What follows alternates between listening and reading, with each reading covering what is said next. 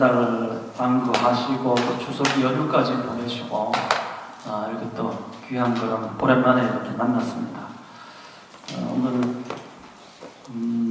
비유품을 할 차례인데 일단 비유품 첫 페이지부터 조금 함께 독성을 조금 하시고 내용에 들어가도록 하겠습니다.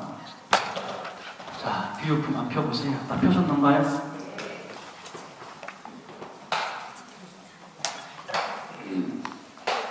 자, 177페이지 있죠? 비유품 함께 독송하시겠습니다.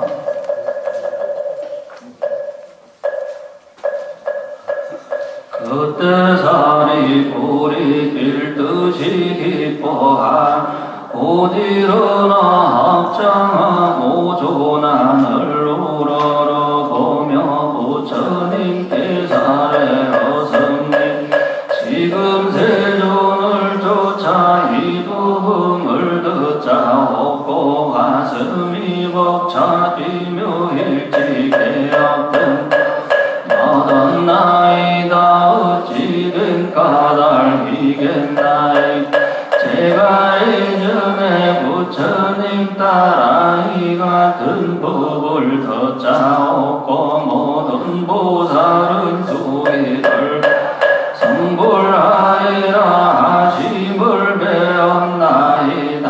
그러나 저희는 그러한 일을 예상할 수 없어 마음 깊이 슬퍼하와 부처님이 하려는 지견을 이뤘다고 하였나이 제전이시여 저는 항상 숲속나무 아래에서 홀로 머물며 앉거나거늘 매양이 같은 생각을 하였나이다.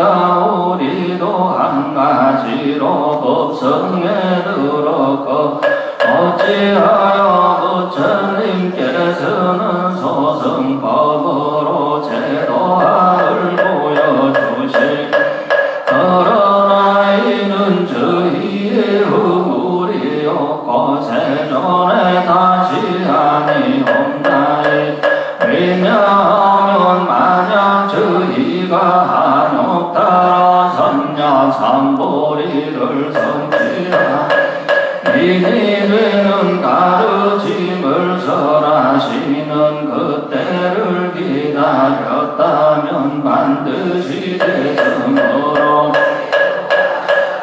다르게 하였을 텐데 그러나 저희는 방편으로 금기 따라서 하신 도를 알지 못하 처음 부처님 법문 듣자 없고는 못 믿고 받아들여서 스스로 증득하여 생각하였나이다.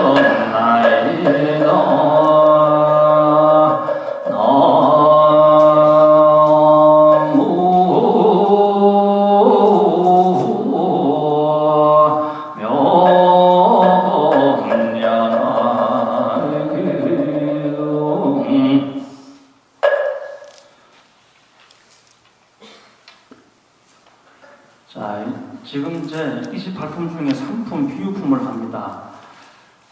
이 방학이 길었기 때문에 그간에 우리가 이제 서품하고 방편품을 두 품을 배웠습니다만은 두 품의 내용을 기억을 하시겠지만, 그쵸? 예서 복습 다 하고 오셨죠?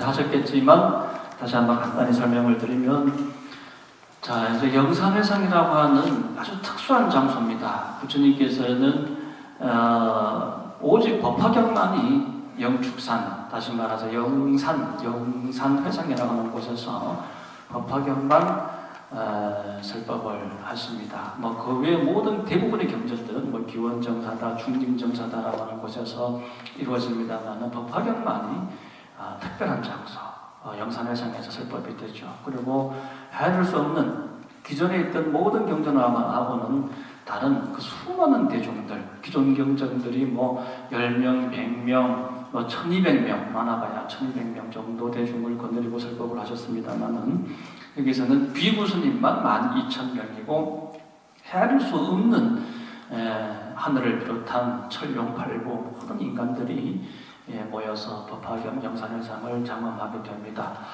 그 법 속에 부처님께서 무량의처 삼매, 무량한 의미가 들어있는 거예요. 그 무량의처 삼매 속에서 무량한 광명을, 백호광명을 놔두시고 수많은 상스러운 이적들이 벌어지게 되죠.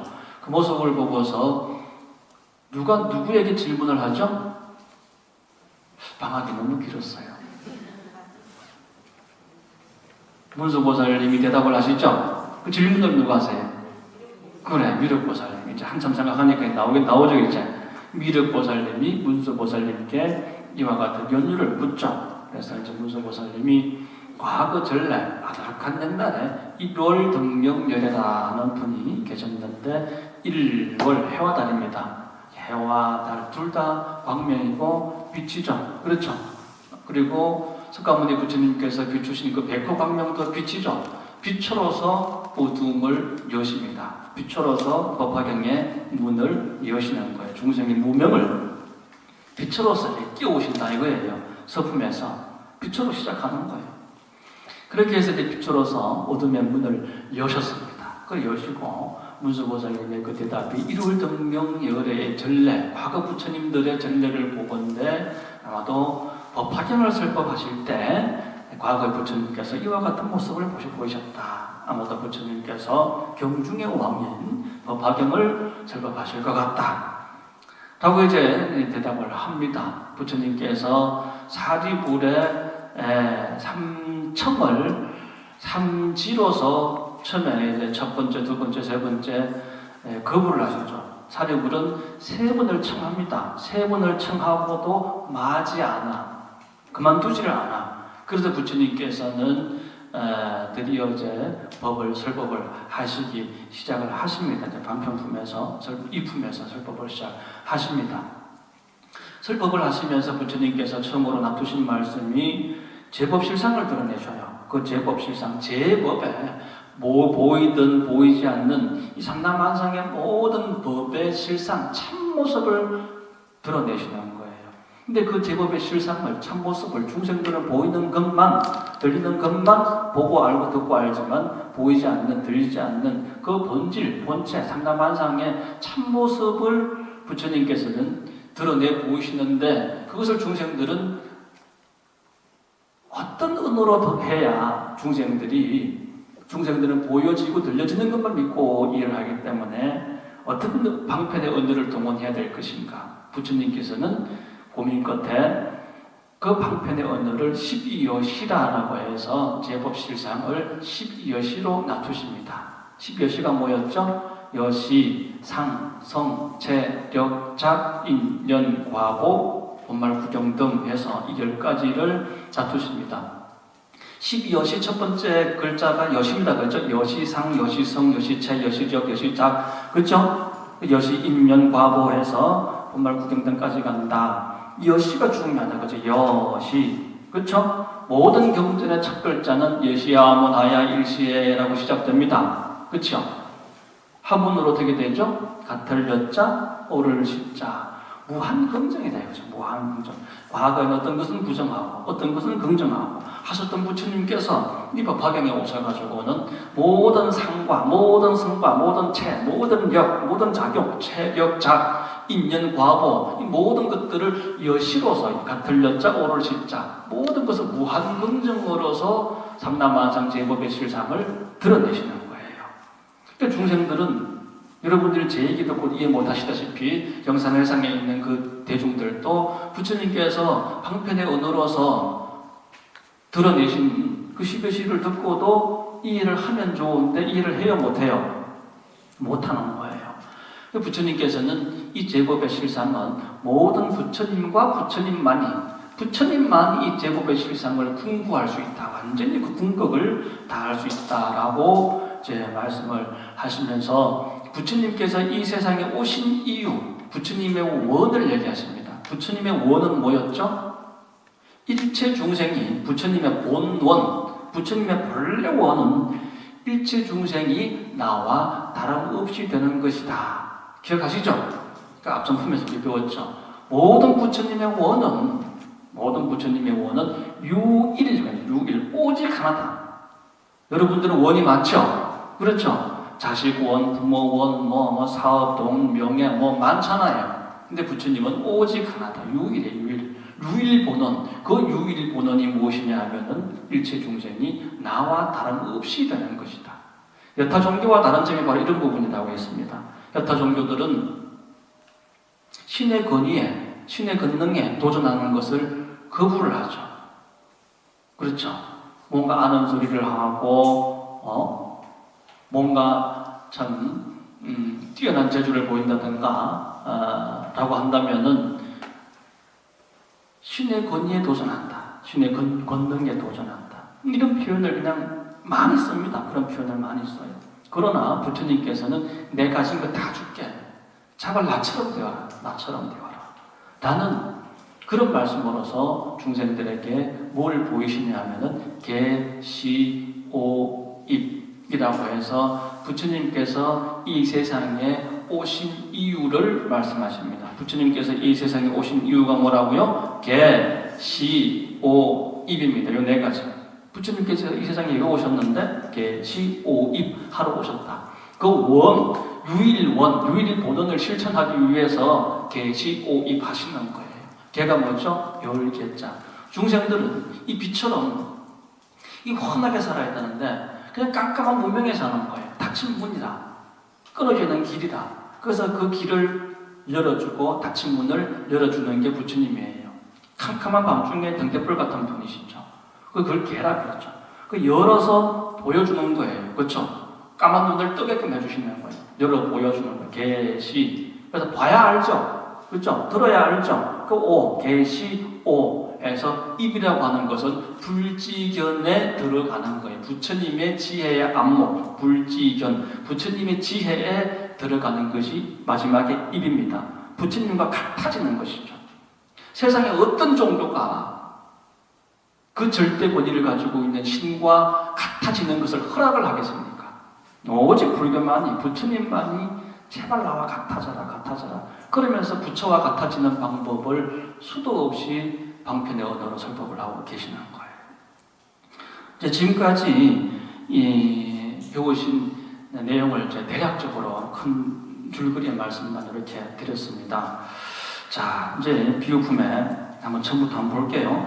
제가 나눠드린 교재를 한번 보세요. 제가 나눠드린 강의용 교재 한번 보십시오.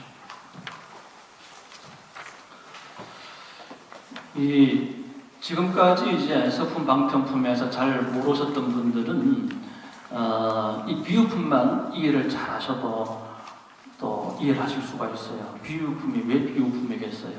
부처님께서 지금 이 제법실상을 드러내셨는데 잘 모르니까 비유품이 등장하신 거고 방편품이 등장하는 거고 그런 겁니다. 그래서 끊임없이 이 제법실상을 이해할 수 있도록 중생들이 깨달음을 얻을 수 있도록 수많은 비유와 방편을 들게 되는 겁니다. 그래서 이 비유품을 보시면 여러분들이 이 법화경의 내용을 또 이해하실 수가 있어요. 펴셨는가요? 혹시 이 책 없는 분이 있어요? 없는 분 손 드세요. 갖다 드릴게요. 좀 갖다 드리세요. 손 한번 번쩍 드세요. 원래 가지고 있던 사람들은 왜 안 갖고 오셔서? 좀 갖다 드리세요. 자, 가지고 계신 분들 책 내용 보세요. 부처님께서는 사리불에게 수기하시고 법화치류 중의 첫 번째로서 법화경에는 여러 가지 비유가 있습니다만은 7가지 대표적인 비유가 있어요. 그래서 여러 가지 비유 방편이 있습니다. 그러나 그 중에 특별히 대표적인 7가지 비유가 있는데 그 중에 첫 번째 비유가 바로 이 비유품에 등장합니다. 법화경에서 나오는 7가지 대표적인 비유 중에 첫 번째가 일불성을 무엇으로? 화택의 비유로 설법하였다. 이 비유품에는 화택의 비유, 화택 삼거의 비유 이렇게 설명됩니다. 사리불의 깨달음, 사리불은 제법실상의 도리를 비유 없이 듣고 깨달음을 얻는다라고 해서 이것을 법설주다라고 얘기합니다. 우리가 법설주, 비설주, 인연설주 이렇게 배웠었어요. 법설주는 부처님께서 설법하시는 그 법을 듣고 그대로 안 하는 거예요. 어떤 비유도 어떤 방편도 필요치 않고 부처님께서 말씀하시는 것을 듣고 바로 깨닫는 거예요. 그것이 바로 누굽니까? 사리불 같은 상근기를 얘기하는 겁니다. 그래서 법설주는 상근기를, 사리불 같은 방편이 필요 없는, 비유가 필요 없는 상근기를 얘기를 하는 겁니다. 그래서 법설주 그 내용 보시면 성문영각의 소성법의 열반나기, 부처님의 방편인 줄 모르고 가섭등 1200아라한이 열반락을 누렸는데 그 소성의 깨달음에 머물러 있었던 거예요. 그 소성의 깨달음이 다 한 줄 알고 고진멸도라고 하는 아주 초보적인 아함경에 나오는 그 초보적인 그 가르침이 다 한 줄 알고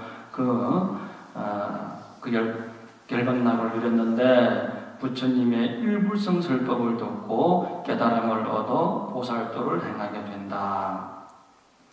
사리불의 깨달으신 개송입니다. 금밀에사 내지 진시불자라 종불고생하며 종법 화생하며 덕불법분 하나이다. 자, 이 내용은 이따가 비유품 본 내용에 들어가서 설명을 해드릴게요. 자, 부처님께서 사리불에게 수기를 주십니다. 수기는 뭐죠?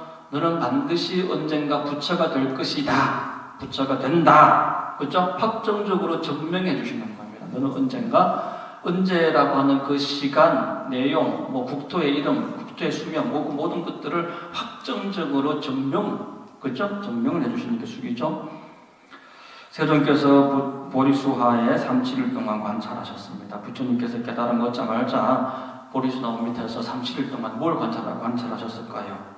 처음에 일불성을 설법하려고 하셨습니다만 깨달으신 내용을 그대로 설법하려고 했으나 깨달으신 그 내용 그대로 그러니까 일불성을 설법하려고 했는데 중생들이 알아먹어요? 못 알아먹어요? 못 알아먹기 때문에 아함경부터 소승의 가르침부터 말씀을 하시는 거예요. 중생들의 경기에 따라 비유 방편으로 삼성, 성문, 영각, 보살 이 세 가지가 삼성이죠. 그죠? 불도의 길은 크게 이렇게 세 가지로 나눈다고 했습니다. 성문의 길, 영각의 길, 보살의 길 해서 성문, 영각, 보살이 삼성이에요. 성문의 길, 영각의 길, 보살의 길. 이 삼성으로 살아신 후 최후에 일불성인, 삼성이 아닌 일불성으로서 법화경을 설법하셨습니다.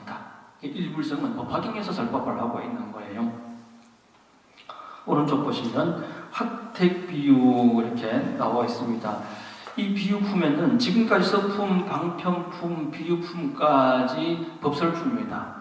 부처님의 법을 있는 그대로 제곱실상의 진리를 있는 그대로 드러내셨습니다만은 이 비유품에서부터는 이제 비유가 등장합니다. 그래서 이 비유품에서는 법설주와 비설주가 함께 공존하고 있는 겁니다. 화택산거의 비유를 들게 됩니다. 중생의 생로병사와 우비곤의 우치암표의 삼독지화를 삼계화택에 비유를 하셨다. 불타는 집에 비유하셨다. 그래서 불타는 집, 삼계화택, 불타는 집에 비유하셨다. 양거, 녹곡, 우거가 나옵니다. 불타는 집에서는 양거, 녹곡, 우거가 나오는데 양거는 삼성 중에 성문을 얘기하는 거고 녹거는 삼성 중에 영각, 우거는 삼성 중에 보살을 얘기하는 겁니다.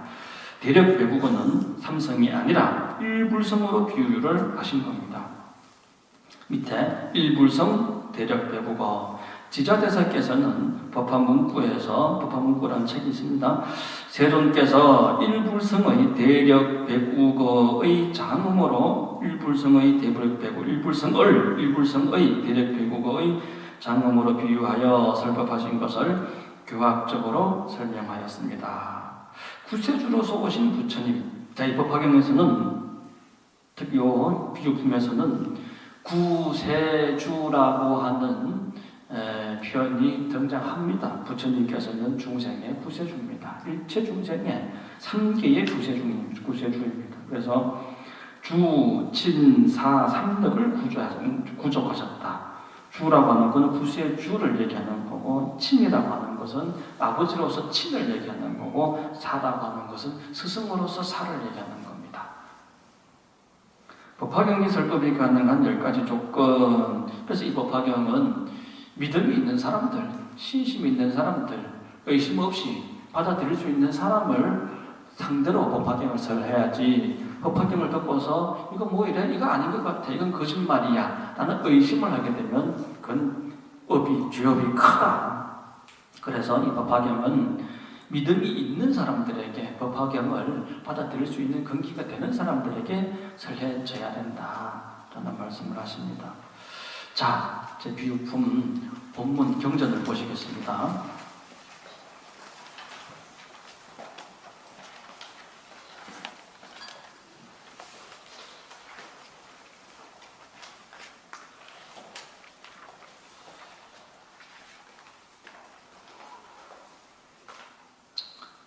이 비유품을 빗자가 견줄 빗자죠.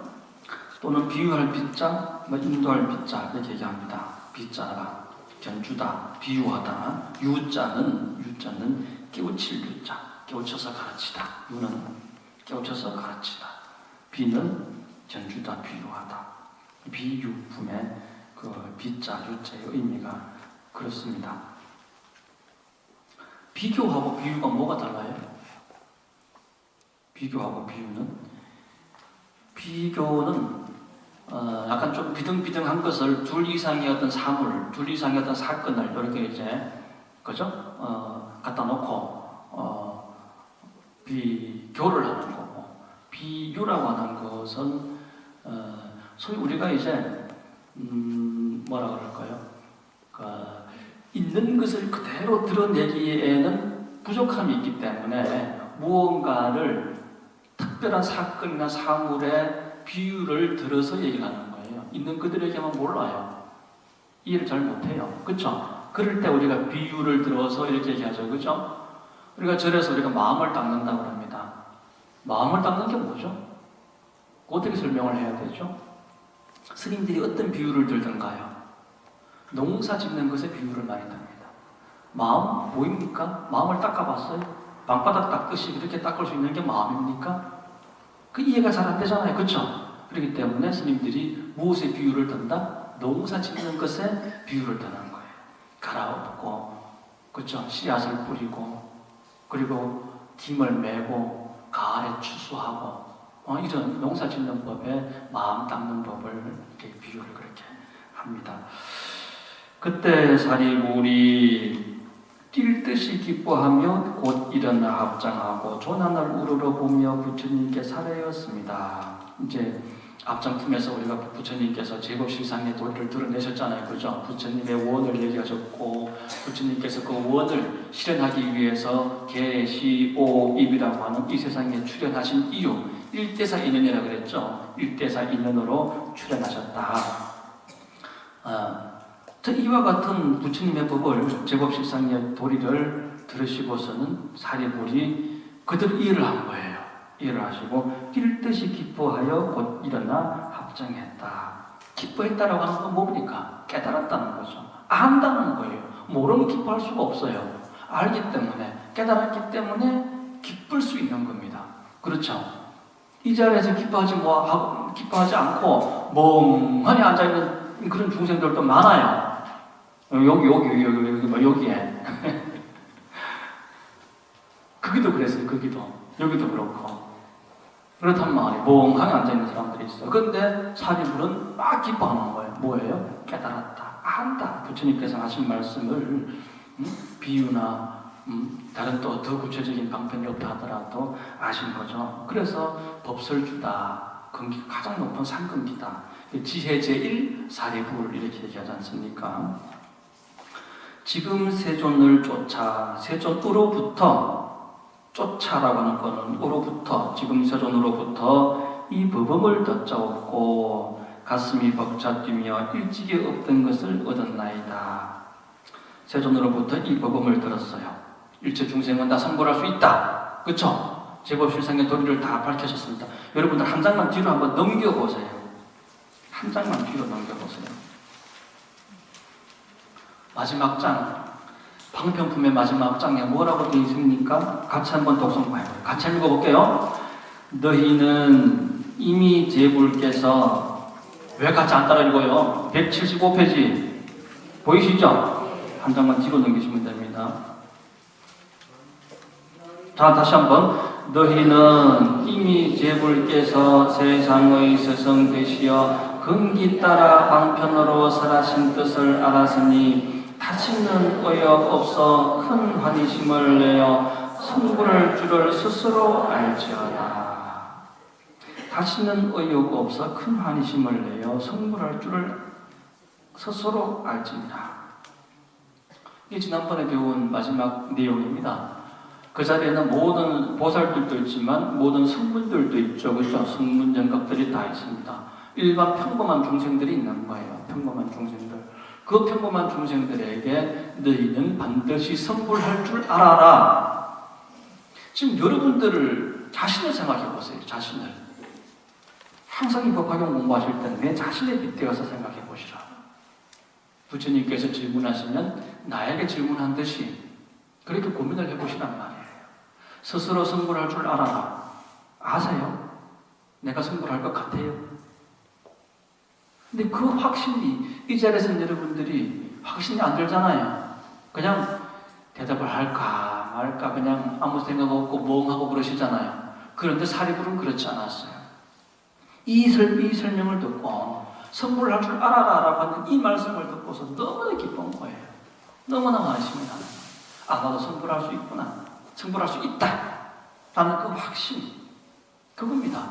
그래서 사리불은 이 법음을 듣고 그냥 법이 아니고 법음이다라고 표현을 하신 이유는 우리가 그냥 부처님의 법을 듣고 이렇게 얘기해도 되겠죠. 그죠? 근데 우리가 법음이다라고 하는 음자가 또 추가가 됐습니다. 뭐 추가가 됐다기보다는 이제 강조가 됐는데 우리가 기신론, 대승기신론이라고 하는 이 책에 보면 채상용이라고 해서 3대가 나와요. 일전에 한번 설명드린 적이 있습니다만 채는 본바탕, 본질, 본체를 얘기하고 근본, 본질, 본체를 얘기하는 겁니다. 근데 그 근본, 그 본질, 본체라고 하는 것은 드러나서 보여지기가 않아요. 그래서 이 드러나서 보여지지 않는 이 본질, 본체가 드러나는 성격, 상, 형상 이런 것들이 상이 됩니다. 상. 그 상이 쓰여지는 여러 가지 작용, 체, 상, 용으로 모든 것은 이루어지게 되어 있습니다. 저도 그렇고 여러분들 개인도 그렇고 대강사도 그렇고 대한민국도 그렇고 미국도 그렇고 미국이라고 하는 체가 있어요. 미국이라고 하는 체. 그것이 드러난 상이 있고 형태가 있고 그리고 그와 같은 작용이 진짜 뭐요? 군함을 막 보내고 잠수함을 보내고 하는 그런 작용이 있는 거죠. 체, 상, 용. 자, 그렇게 봤을 때 법이라고 하는 것은 본질, 본체에 해당되겠죠. 그리고 음이라고 하는 것은 상에 해당됩니다. 상. 부처님 법이 겉으로 드러날 때는 소리로 드러날 수도 있고 향기로 드러날 수도 있고 모든 것으로 다양하게 드러날 수 있겠죠. 근데 여기서는 소리라고 하는 작용은 제가 지금 스님 한 스님이 있지만 듣는 수많은 여러분들이 다 듣고 계시잖아요. 그렇죠? 이 소리라고 하는 작용이 아주 구체적이고 광범위합니다. 그래서 음이라고 하는 상을 나타낸 것이고 채상 그 다음에 뭐죠? 용이죠. 그 다음에 뒤에 나오는 것이 용입니다. 듣고 가슴이 벅차 뛰며 일찍이 없던 것을 얻었다라고 하는 것이 용이 되겠죠. 작용입니다. 이 법이라고 그러지 않고 법음이라고 하는 것은 바로 이 용을 강조하기 위함이에요. 즉 제가 지금 이와 같은 것을 얻었습니다 라고 하는 것을 그걸 강조하기 위해서 그냥 이 법을 듣고 이와 같은 걸 얻었습니다가 아니라 법음을 듣고서 이와 같은 것을 얻었습니다라고 하는 그 얻은 바, 그 작용된 바를 강조하기 위해서 법음이라는 표현을 썼다. 이렇게 이해를 하시면 됩니다. 그냥 간단히 넘어갈 수 있는 부분인데도 법과 법음을 제가 또 다시 한번 강조해서 말씀드리는 것은 이 단어 하나하나가 부처님께서 얼마나 정말 중생을 위해서 심사숙고하셔가지고 선택하셨나라고 하는 것도 알 수가 있다고 하는 겁니다. 어찌된 까닭이겠나이까 제가 사리불이 얘기하는 겁니다. 예전에 부처님 따라 이 같은 법을 듣자고 모든 보살은 수기를 받아 성불하리라 하심을 배웠나이다. 부처님께서 옛날에 이번 생인지 과거 전생인지 모르겠습니다만은 부처님께서 보살들에게 수기 주시는 걸 보셨어요. 그러나 저희는 이러한 일을 예상할 수 없었으므로 마음 깊이 슬퍼하와 부처님의 한량 없는 지견을 잃었다고 하였나이다. 세존이시여, 저는 항상 숲속나무 아래에서 홀로 머물며 앉거나 거닐면서 매날 이 같은 생각을 하였나이다. 우리도 한 가지로 법성에 들었거늘 깨달음에 들었다 이거죠. 열반에 들었다 이거죠. 어찌하여 부처님께서는 소승법으로 제도함을 보여주시는가?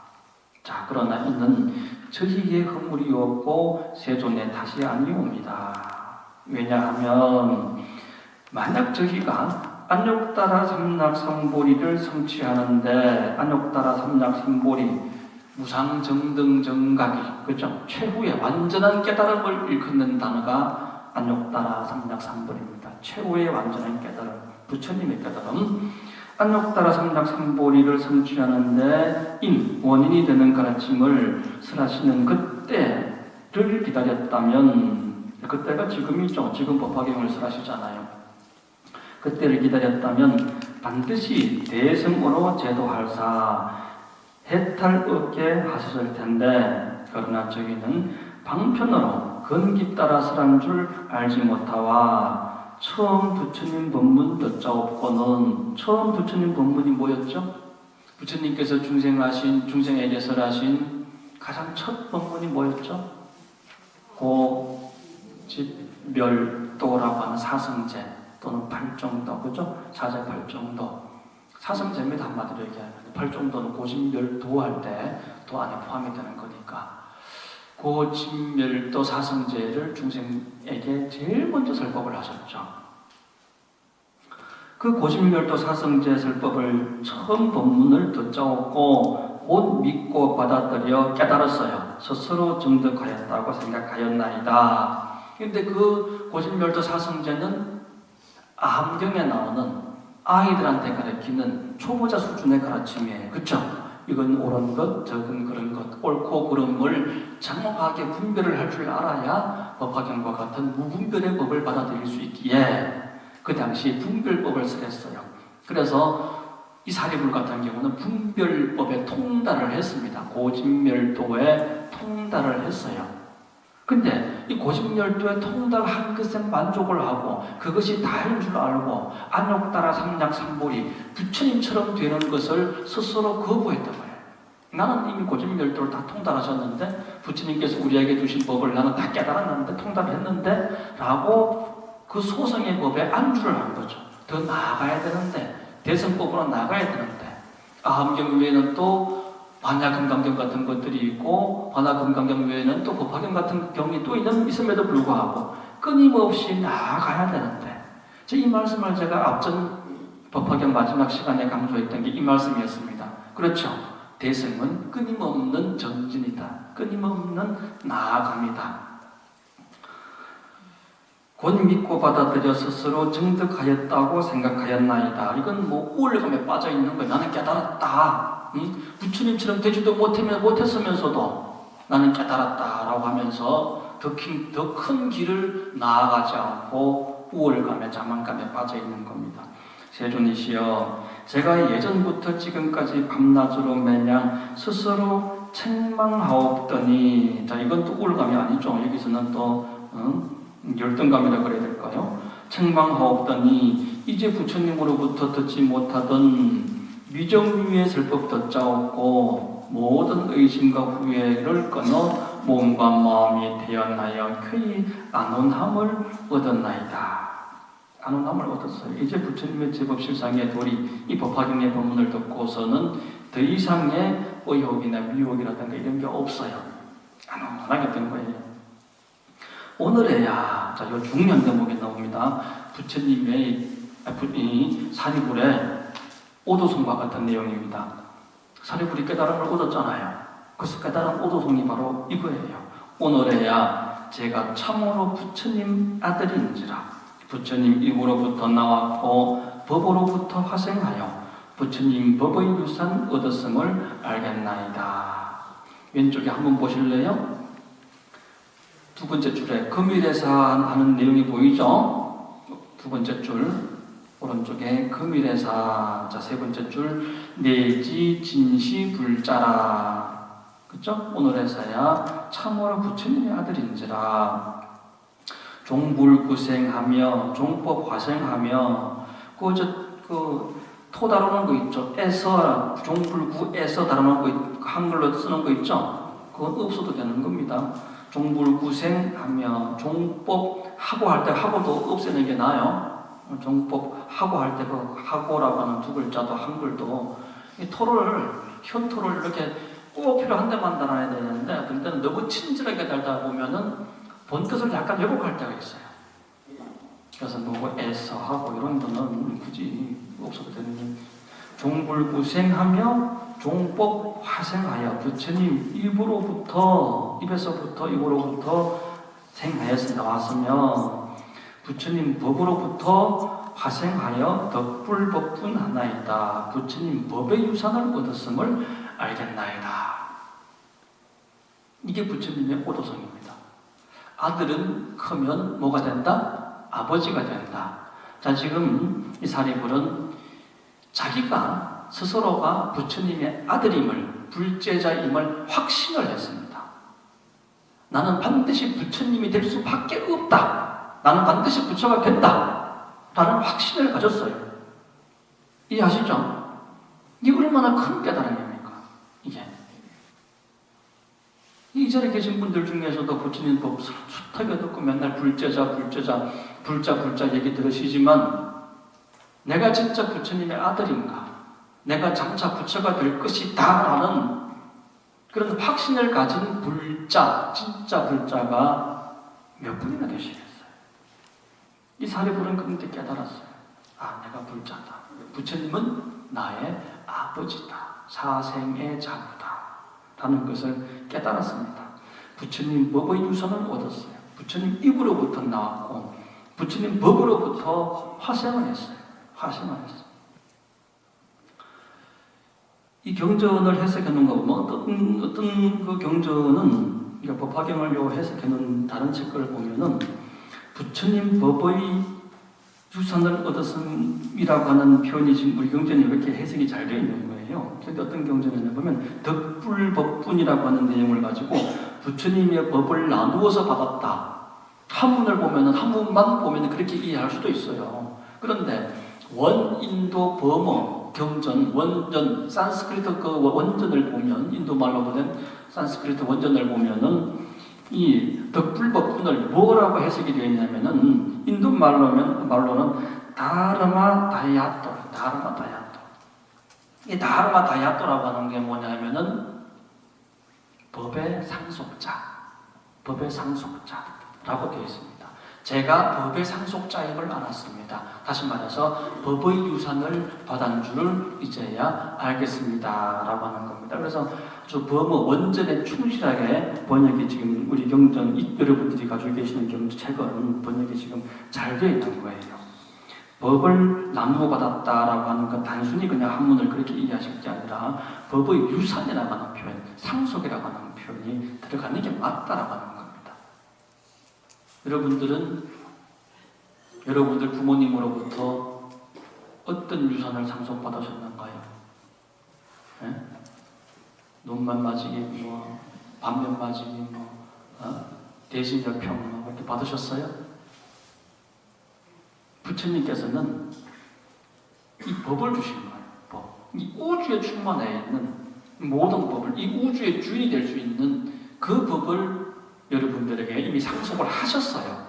여러분들에게 이미 상속을 하셨는데 여러분들은 받으셨는가요?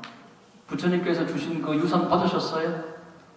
부모님에게 주신 건 받은 기억이 있어도 부처님께서 주신 유산은 받으신 기억이 없어요? 없으면 안 돼요. 기억나셔야 됩니다. 자, 그때 사리불이 이 뜻을 거듭펴고자 개성어로 사려었습니다. 이제 개성어로 사련다는 것은 한 번 더 강조해서 말씀하시는 겁니다. 저는 이 법음, 덧자 없고 미종류를 얻어 큰 환희심 가득하여 의심의 금을 다 풀었나이다. 예전부터 부처님의 가르침 받자와 대승을 잃지 않게 되니 이제 대승을 받았어. 여기서 얘기하는 대승은 대승경전이 많잖아요. 여기 뭐 반야심경, 금강경, 화엄경, 법화경 다 대승경전이지만 여기서 얘기하는 대승은 그 중에서도 법화경을 얘기하는 겁니다. 대승을 잃지 않게 되니 부처님 음성은 매우 희우하시어 능히 중생의 번뇌 제거하시나이다. 저는 이미 누가 다 했는데도 누라고 하는 건 뭐라 그랬죠? 셀유자죠. 셀유자. 우리가 누전된다, 누수된다. 좋은 건 아니죠. 누전된 거, 누수되는 거, 그렇죠? 그래서 번뇌망상이 새는 것, 그걸 여기서 얘기하는 것처럼 이제 셀유자를 쓰는 겁니다. 근데 그 누가 셈이 다 했어요. 세지 않아요. 안 세요. 누가 다 했어요.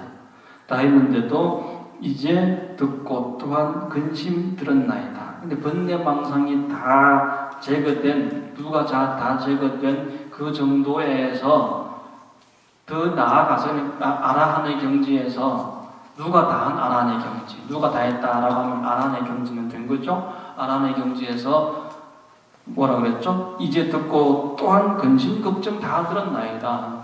제가 부처가 될 것을 확실히 알겠나이다. 이 단계는 무슨 단계죠? 아라한의, 누가 다한 아라한의 경지 정도가 아니라 보살의 단계가 된 거예요. 보살의 단계가. 한 장 넘깁시다. 제가 산골짜기나 숲속나무 아래에서 앉거나 경영하면서 항상 이 일 생각하며 단식하며 깊이 작책하되 어찌하여 스스로를 속였던가? 이 내용이 뭔 내용일까요?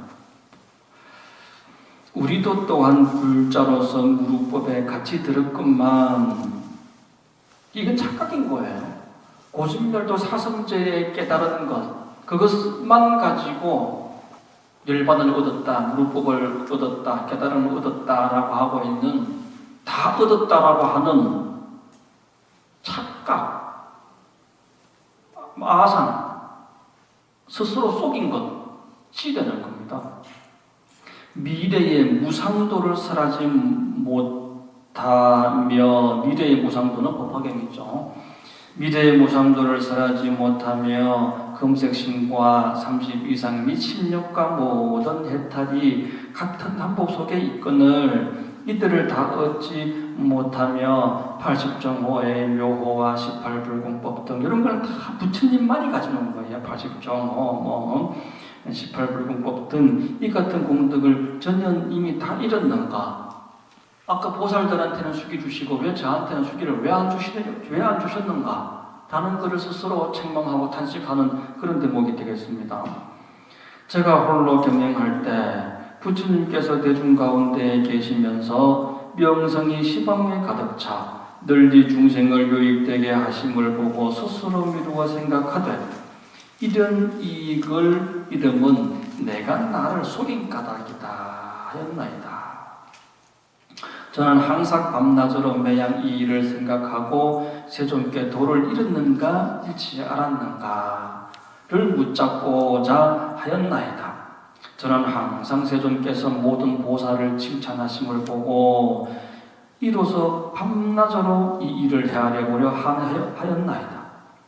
부처님께서는 이제 보살들을 칭찬하고 보살들에게 수기를 주시는데 왜 나에게는 수기를 주시지 않을까? 내가 도를 잃어버린 건 아닌가? 나는 내가 도를 깨달았다고 생각하는데 도대체 이게 뭔가? 라는 어떤 그런 탄식과 궁금증과 그런 것에 지금 휩싸여 있는 그런 과거의 모습을 지금 떠올리는 겁니다. 이제 부처님의 말씀 듣자오니 이치에 따라 법문설하시어 무르의 경지 불가사의한지라 중생을 도량에 이르도록 하신 줄을 도량, 성불이에요. 성불. 여기서 얘기하는 도량은 일불성입니다. 성불이에요.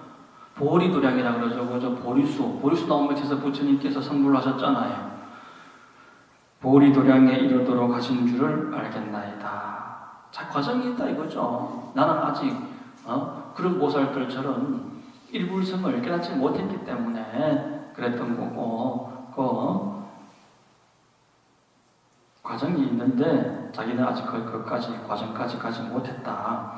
못해 섰다. 저는 본래 사견에 집착해 범지의 스승되었더니 범지, 그 범지는 그 삿된 것을 얘기하는 겁니다. 여기서 범지는 삿된 사교, 이교도에 그런 또는 불교를 믿더라도 한쪽에 치우친 편벽된 그런 가르침에 머물러서 그들의 스승이 되었었는데 이건 뭐예요? 우월감이죠.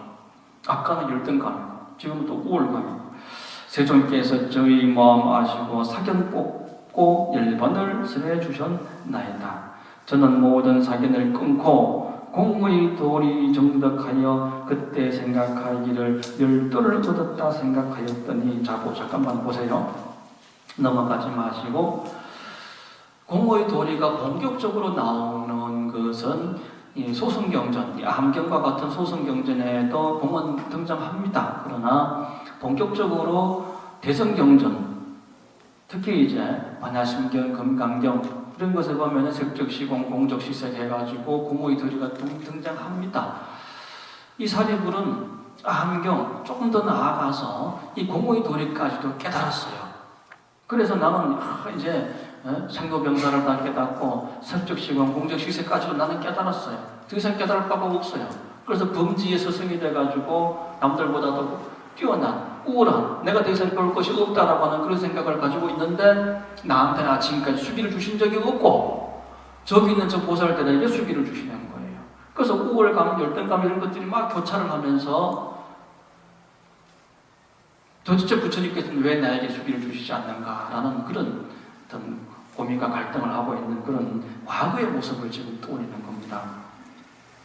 공의 고도리 정덕하여 그때 생각하기를 멸도를 얻었다고 하였더니 한번 넘겨보세요. 이제 와서 스스로 생각해보니 이는 참된 멸도가 아니었나이다. 참된 멸도가 아니었어요. 공의 도리 반야심경을 다 깨달았다 하더라도 공을 다 터득했다 하더라도 그것은 완전한 멸도가 아닌 거예요. 텅 빈 공을 깨달았다 하더라도 그건 완전한 공이 아니에요. 완전한 공, 진공이 되면 진공에서는 묘유란 얘기가 나옵니다. 그죠? 진공은 반드시 묘유를 수반하게 되어 있어요. 그래서 진공, 묘유다. 진짜 꽉 차면 찌그러진 공은 나아가질 못해. 불러가질 못해. 찌그러진 공은. 근데 꽉 찬 공은 써먹을 수 있어요. 그렇죠? 축구들 하든 배구를 하든지 간에 써먹을 수 있는 거예요. 이리 써먹고 저리 써먹고. 공은 텅 빈 게 공이 아니라 진짜 공은 꽉 차서 빈틈이 없는 모든 것을 부족한 그런 모습이 진공이고 그래서 묘유라고 해서 있을 유자 텅 비어서 공이 아니라 모든 것을 부족했기 때문에 어디에는 집착이 없고 걸림이 없게 되는 것이죠. 그래서 진짜 공은 묘유다라고 하는 겁니다. 근데 묘유를 설명하고 있는 것은 법화경에서 묘유를 설명하고 있어요. 제법실상이 바로 그것입니다. 묘유가 제법실상이에요. 제법실상이 뭐였죠? 여시상성체력작 해서 10여 시를 우리가 배웠죠. 그죠? 자, 우리가 또 계속 이제 배울 겁니다. 공을 깨달았다. 그냥 편백된 공, 한쪽에 치우친 공만 자기가 얻었지 완전한 공, 진공을 깨달아서 묘유를 정득하지는 못했다. 라는 그런 자책입니다. 이는 참된 멸도가 아니었나이다. 내가 진짜 만약 내가 진짜 성불, 참된 멸도를 해가지고 내가 부처가 됐다. 내가 진짜 다 깨달았다. 만약 그랬다면 만약 성불을 할 때가 되면 뭘 갖춰요? 30 이상 갖추고 하늘과 인간과 약사와 영신 등이 공경하리니 이때가 되어야 번뇌가 영원히 다 멸하여 남음이 없다고 하겠나이다. 그 밑에 줄에 부처님께서 대중 가운데에서 설하시되 내가 마땅히 성불하리라 하시니 이 같은 법음 듣고 의심과 구애를 다 끊었나이다. 자, 이와 같은 깨달음을 얻고서는 이 뒷장에 가면은 이제 부처님께서 수기를 주시는 장면이 이 뒷장에 나옵니다. 뒷장에 나오는데 그건 다음 시간에 하고 오늘 여기서 설명을 좀 더 드리고 여기서 마칠게요. 자, 성불을 우리가 수행하다 보면은요 어떤 때는 정말 무릎을 탁 치면서 그냥 환해지고 캄캄한 밤중 같았던 것이 불을 탁 켜면서 환해지는, 그래서 전신의 전율이 쫙 느껴지면서 내가 이 안전자리가 대강산지, 미륵 부처님이 계신 도솔천공인지, 아미타 부처님이 계시는 극락정토인지, 뭐가 내인지, 네가 내인지, 내가 내인지, 우주에 꽉 차있는 그런 충만해 있는 그런 내를 느끼면서, 야, 이게 내가 이제 한 소식 했는가 보다, 한 통 했는가 보다. 어떤 사람은 전생이 막 보이기도 하고, 내일 일어날 일, 모레 일어날 일이 막 보이기도 하고, 상대방 마음이 또 보이기도 합니다. 마음이 보이기도 해요. 저 시골에 계신 우리 아버지, 우리 어머니가 이 밤중에 나오시는 그 목소리가 들리기도 합니다. 실제로 수영 중에 그런 과정이 와요. 야, 이제 내가 깨달았다. 에? 내가 도가 좀 됐는가 보다. 내가 이 부처님 됐는가 보다. 라고 착각을 하는 사람들이 많은 거죠. 거기서 나아가야 돼요. 아까 말씀드렸죠. 대성은 뭐라고요? 대성을 한마디로 얘기하면, 법화경에서 얘기하는 대성은 나아가면 모든 대중들과 함께 더불어서 나아가는 겁니다. 내가 진짜 부처가 됐을 때는 이 위로는 부처님께서 인정을 해주십니다. 그 밑에 줄이 있죠. 마지막에 읽으신 대목, 부처님께서 대중 가운데 설하시되 내가 마땅히 성불하리라. 네가 깨달음을 얻었다, 네가 성불을 했다 라는 정명이 있어야 돼. 부처님의 정명이 있어야 돼. 위로는 부처님의 정명이 있어야 되고, 부처님의 정명이 있어야 되고, 아래로는, 자 보세요. 만약 성불을 할 때가 되면 30 이상 80종호를 다 갖추고 하늘과 인간과 약차와 영신 등이 공경하리니, 이렇게 되어 있죠. 그죠? 이게 아래로는 모든 인간과 천신들이 공경을 하게끔 되어 있다는 거예요. 위로는 부처님께서 증명해 주시고, 아래로는 하늘과 인간이 공경해 준다. 이때가 되어야만이 그것이 진짜 성불인 거예요. 게다가 뭘 갖춰야 돼? 30 이상 80종호를 갖춰야 돼. 그래야 내가 깨달았다 할 수 있어. 집에 가서 거울 한번 보세요. 내가 30 이상 80종호 다 갖췄는가? 응? 그리고 나서 내가 좀 안다라고 좀 해야지. 설사 내가 30 이상 80종호를 좀 갖춘 듯 해도 부처님께서 정명을 해주셔야 되고, 인천이 받들어 모셔주지 않으면 안 되는 거예요. 참, 제가 이 구인사에 20년 넘게 살면서 조금 이제 옛날 기억들이 좀 떠오릅니다만은, 예전에 제가 같이 함께 수행을 하던 우리 도반 스님, 좀 가슴 아픈 이야기입니다만은 우리 도반 스님 이야기를 한번 들려드릴게요. 이 스님이 굉장히 기도를 열심히 했습니다. 이제 비구니 스님인데, 참 제가 이제 생각날 때 말씀드릴게요. 내일 모레가 우리 대강사 창립법회가 아시죠? 다 오실 거죠? 네, 그날이 또 본산에 이대 큰 스님 열반이 일어나서 또 참 뭐 어른 스님들 모시고자 했습니다만은 뭐 빠져나오실 수 있는 그런 행사가 아니라서 부득이 원래 네 번째 주는 제가 법문을 했잖아요. 그렇죠? 천상 제가 그냥 예정대로 제가 법문을 하고 우리끼리 그냥 오붓하게 법회를 창립법회를 보는 것으로서 그렇게 대신을 합니다. 대신에 이제 비구니 스님을 모셔가지고 법문을 들을 겁니다. 비구니 이제 성묘 스님이라고 들어보신 분들은 아시는 분들은 아실 텐데, 구인사에서 수행하신 지가 제법 오래되셨어요. 뭐 수십 년, 40년 이상 오래되셔가지고 여러분들에게 좋은 말씀을 많이 전해주실 수가 있어요. 그래서 정기법회 날부터 3일 동안 매일 저녁 여러분들께 좋은 법문의 가르침을 전해주실 겁니다. 3일 동안 기도 빠짐없이 나오세요. 스님 법문도 듣고 또 열심히 관음 정진 해주시기 바랍니다. 저보다 그렇게 연배가 많이 차이나는 스님은 아닌데, 이 비구니 스님이 저보다 한 3년, 4년 선배예요. 이 스님이 기도를 정말 열심히 했어요. 그런데 어느 날 너무 이렇게 기도를 열심히 하다 보니까, 근데 기도는 여러분들 항상 대중들하고 함께 하세요. 수행은 좀 부딪히더라도 마음에 안 통하더라도 그 공부해야 됩니다. 안 통하는 걸 통하게 만드는 내가 양보하고 숙이고 먼저 손님일 줄 아는 그런 대중의 공부를 할 줄 알아야 돼요. 그 대중 가운데서 같이 설거지하고 기도하고 청소하고 그래야 돼요. 한만 혼자 공부가 좋아도 그렇게 치우쳐서 공부하면 됩니다. 이 대중이 공부하는 거가 그렇게 큰 공부예요. 그러니까 우리가 지금 다음 주 주말에 29일 일요일 날에 배구대회가 있죠. 배구대회 아시죠? 단양 우리 공설운동장에 다 가시죠?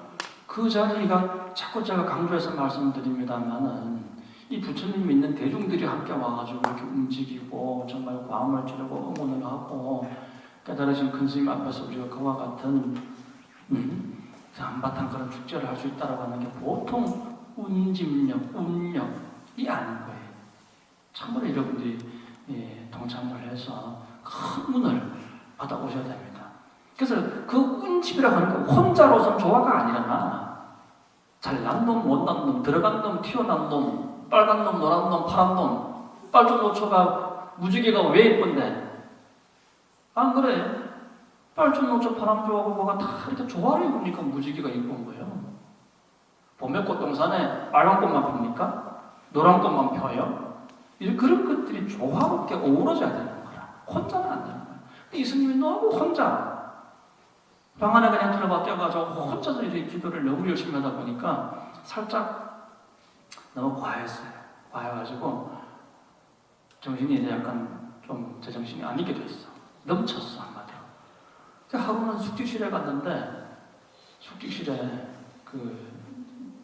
환자들이 한 번씩 밤에 이렇게 끌려와요. 끌려와가지고 요즘은 참 그런 예가 드물고 합니다만 옛날에는 그런 일들이 많았어요. 근데 그 스님이 끌려온 거예요. 일반 정신 환자가 아니라 그 스님이 끌려와가지고 그 축직실에서 소리 고함을 지르는데 뭐라 하는 줄 아세요? 저보고 저 말고도 다른 스님도 계셨는데 삼별을 하려 자기한테 내가 부처인데 여기 번쩍번쩍하는 광명이 안 보이냐고. 여기 번쩍번쩍하는 광명이 안 보여. 내가 누군데 나한테 왜 삼별을 안 올려? 그만큼 참 열심히 기도를 했는데 혼자 편백된 수행을 약간 좀 욕심 기도를 좀 하신 것 같아. 근데 그런 분들은 희한하게 고치는 방법은 간단해요. 금방 고칩니다. 어떻게 고치는 줄 아세요? 도 닦는 걸 딱 포기하면 고쳐줘요. 바로 잡된 그런 뭐라 그럴까요? 너무 내가 잘하고자 하는 것도 욕심이고 삿된 마음이에요. 그럴 땐 삿된 것들이 응해요. 삿된 것들이 응해가지고 내가 도 닦는 걸 포기하는 그 순간 딱 떨어집니다. 그 이사님이 처음에는 스님들이 끊임없이 정신 차리세요, 정신 차려. 너무 안타깝잖아요. 함선빵 먹고 그 진짜 농장 가서 함께 땀 흘리고 이랬던 스님인데 안 되는 건 안 돼. 밤 때면 너무 더 심해지고 낮 때는 조금 어떤 살짝 제정신으로 돌아와요. 그래서 밤 되면은 뭐 너무 심하고 이게 좀 나아져야 되는데 나아질 기미가 안 보이죠. 그래서 결국은 가족들이 와서 데려갔어요. 하산을 했어요. 딱 하산하는 순간 구인사에서 짐 싸고 구인사 스님 아니다. 하산하는 순간 제정신으로 딱 돌아옵니다. 확실해요. 그래서 마구니가 이긴 거거든. 사땡신 이긴 거라고. 하산시켜버렸으니까. 이 스님이 정말 삿된 마음, 잡된 마음, 내가 성불해야지, 도통해야지, 신통 부려야지라고 하는 그냥 하기만 하면 돼. 나아가기만 하면 된다니까요. 그러면 성불이라고 하는 건 저절로 주어지는 거지, 내가 받고자 해서 받아지는 게 아니에요. 받고자 해서 받아지는 게 아닙니다, 성불은. 무심으로 할 뿐인 거지, 그냥 할 뿐인 거예요. 근데 그 스님은 그냥 무심으로 그냥 할 뿐인 게 아니라 열심히 하는 건 좋아하는데 삿되게 가다 보니까 삿된 신이 응하게 되고 결국은 하산까지 하게 된 그런 예가 있습니다. 근데 그 스님 저는 처음 와가지고 겪었던 거고 그 이후로도 몇몇 스님들이 그와 유사한 경험들을 많이 했고 그 중에서 어떤 스님은 또 역시나 또 하산을 했고 또 하산하자마자 또 멀쩡해지고 어떤 스님도 또 이겨내요. 옆에서 참 많이 도와주면 스님 정신 차리라고 도와주고, 스님이 왜 구인사의 스님 됐는데, 스님이 왜 머리 깎았는데, 스님 가족 생각하세요, 스님 큰 스님 생각하세요. 옆에서 자꾸 이렇게 이끌어주면 제정신 딱 돌아오는 스님들도 있어요. 마음 딱 내려놓고 정말 무심으로 이제 기도, 새 기도 시작하는 그런 스님들도 있는데, 그렇지 않으면 욕심을 끊임없이 가지고 있으면 무심이 안 되면 힘들어진단 말이죠.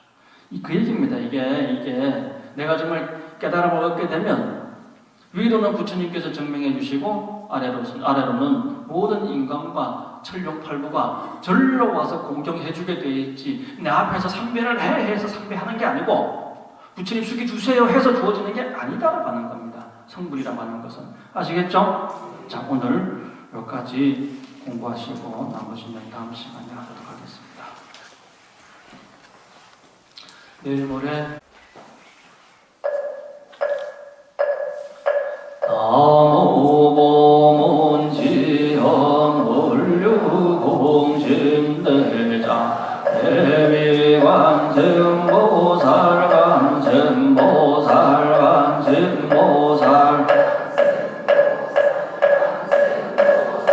관sem보살